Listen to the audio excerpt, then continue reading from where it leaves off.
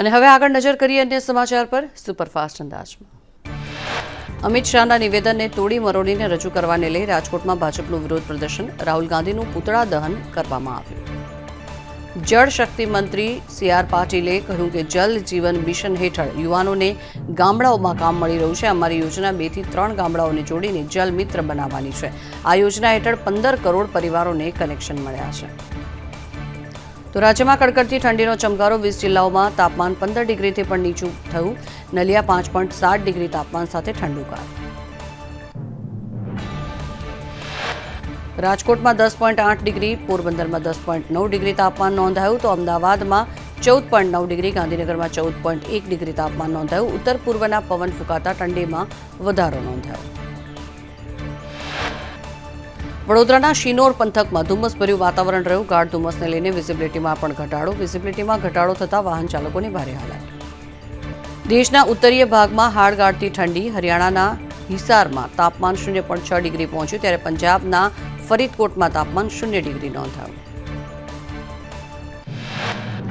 રાજસ્થાનના 9થી વધુ શહેરમાં તાપમાન 4 ડિગ્રીની નીચે નોંધાયું। રાજસ્થાનના શિકરમાં 0.4 ડિગ્રી તાપમાન નોંધાયું। રાજસ્થાનમાં રેકોર્ડ બ્રેક ઠંડી। રાજ્યમાં આગામી 5 દિવસ ઠંડીનો ચમકારો યથાવત રહેશે। નલિયામાં સૌથી ઓછું 5.7 ડિગ્રી તાપમાન। રાજ્યમાં 1 થી 2 ડિગ્રી તાપમાન વધઘટ થશે। નલિયા અને પોરબંદરમાં કોલ્ડ વેવની આગાહી। જસદણ પંથકમાં ધુમ્મસભર્યું વાતાવરણ, વાહન ચાલકો હેડલાઇટ ચાલુ રાખવા મજબૂર બન્યા। આટકોટ, વીરનગર, બળધોઈમાં પણ ધુમ્મસભર્યું વાતાવરણ છવાયું। ખારચિયા સહિતના વિસ્તારોમાં ધુમ્મસ છવાયું। હળવદમાં વધુ 5 બોગસ તબીબો ઝડપાયા। બોગસ તબીબો ડિગ્રી વગર દર્દીઓને એલોપેથી દવાઓ આપતા પોલીસે મુદ્દામાલ સહિત લોકોને જપ્ત કર્યા। ઉનાના 5 બુટલેગર પાસા હેઠળ જેલ હવાલે ધકેલાયા। 5 બુટલેગર સામે સપ્ટેમ્બરમાં ગુનો નોંધાયો હતો। બુટલેગરો પાસેથી 17 લાખનો વિદેશી દારૂનો જથ્થો ઝડપી પાડવામાં આવ્યો।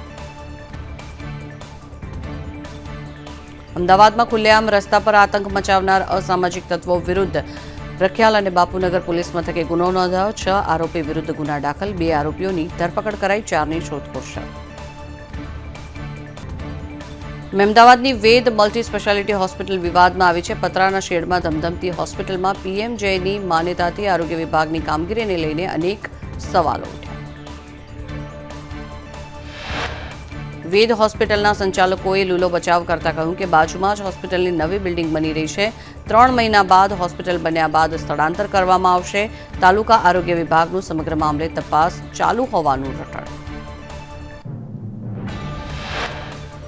નવસારીના સાતેમ ગામે ઘરમાં ચાલતી બોગસ હોસ્પિટલ ઝડપાઈ। બોગસ ડોક્ટર આયુર્વેદિક હોસ્પિટલ ચલાવતો હતો। ડિગ્રી વગર દર્દીઓને એલોપેથી સારવાર આપતો। ઝોલાછાપ તબીબ નટવરલાલ ગોસ્વામી બોગસ હોસ્પિટલમાં ઓપરેશન કરતો હતો। એસઓજી પોલીસે કુલ 2.69 લાખનો દવાનો કબજો જપ્ત કર્યો। મહેમદાવાદમાં પતરાના શેડમાં ધમધમતી હોસ્પિટલમાં પીએમજેની માન્યતા। વેદ મલ્ટી સ્પેશિયાલિટી હોસ્પિટલને પીએમજેની માન્યતા કેવી રીતે મળી, તે સૌથી મોટો સવાલ છે। પતરાના શેડમાં ચાલતી હોસ્પિટલની પસંદગી કરવામાં આવી કેવી રીતે? વેદ મલ્ટી સ્પેશિયાલિટી હોસ્પિટલના સંચાલકોની સ્પષ્ટતા, બાજુમાં જ હોસ્પિટલની નવી બિલ્ડિંગ બની રહી છે।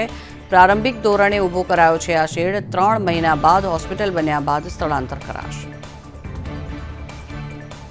અમદાવાદની સિવિલ હોસ્પિટલમાં વિધિ કરનાર ભુવો પરિવાર સાથે ફરાર થયો। મુકેશ ભુવો મંદિરે વિધિ કરવા લોકોને બોલાવતો। હોસ્પિટલના આઈસીયુમાં ભુવાએ દર્દીની વિધિ કરી। 6,000 કરોડના બીઝેડ ગ્રુપ કૌભાંડ કેસમાં અરવલ્લી અને સાબરકાંઠામાં તપાસનો ધમધમાટ। સીઆઈડી ક્રાઇમે 300થી વધુ કર્મચારીઓ અને નિવૃત્ત કર્મચારીઓના નિવેદનો લીધા। રોકાણકારોને નિવેદન નહીં નોંધાવવા માટે ગેરમાર્ગે દોરવાના પ્રયાસ।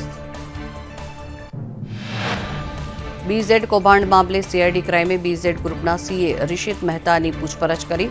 કર્મચારીઓના ખાતામાં રૂપિયાને ટ્રાન્સફરને લઈને તપાસ કરાઈ। વડોદરામાં જન્મ મરણના દાખલા માટે અને આધાર કાર્ડ પ્રમાણે દાખલામાં સુધારા માટે લાઈનો લાગી। કેવાયસી અપડેટ માટે એજન્ટો સક્રિય થયાનો અરજદારોનો આક્ષેપ। કચેરીની બહાર એજન્ટો વેનમાં અડ્ડો જમાવે છે। અરજદારોએ આક્ષેપ લગાવ્યો છે કે એજન્ટ 1000થી 1200 રૂપિયા લે છે. શું કરવું તેની એક સાથે માહિતી આપતા નથી. ઓછામાં ઓછા 5 દિવસ ધક્કા ખાવા પડે છે. મહીસાગરના કડાણા મામલતદાર કચેરીમાં નેટ કનેક્ટિવિટી ખોરવાતા ઈ-કેવાયસી માટે આવેલ લોકોને ભારે હાલાકી. રેશન કાર્ડની કામગીરી બંધ પડતા લોકો પરેશાન થયા. વડોદરામાં પાયાની સુવિધાઓને લઈને લોકોમાં ભારે રોષ. વાસણા રોડ પર ક્રાંતિકારી સેનાના પોસ્ટર લગાડવામાં આવ્યા. પાયાની સુવિધા વિના વિકાસના કામની જરૂર નહીં હોવાનું પોસ્ટરમાં લખાણ. બ્રિજની કામગીરી સામે સ્થાનિકોએ વિરોધ નોંધાવ્યો.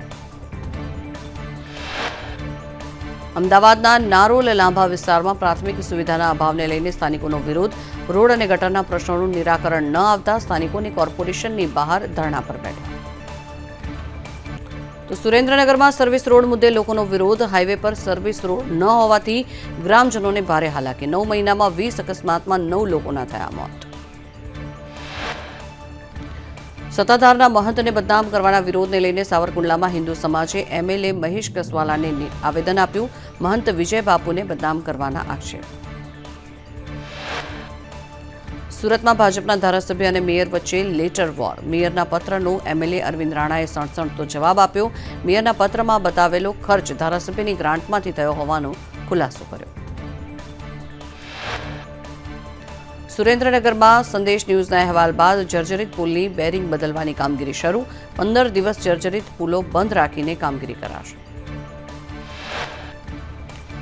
સુરતના નશાબંધી અધિકારી સામે ભ્રષ્ટાચારના આક્ષેપ. જિગ્નેશ તન્ના સામે યુવરાજસિંહ જાડેજાના આક્ષેપ. લાયસન્સ લેવા માટે પૈસા માંગ્યા. વહીવટ માટે થયેલી વાતચીતની ઓડિયો ક્લિપ વાયરલ થઈ.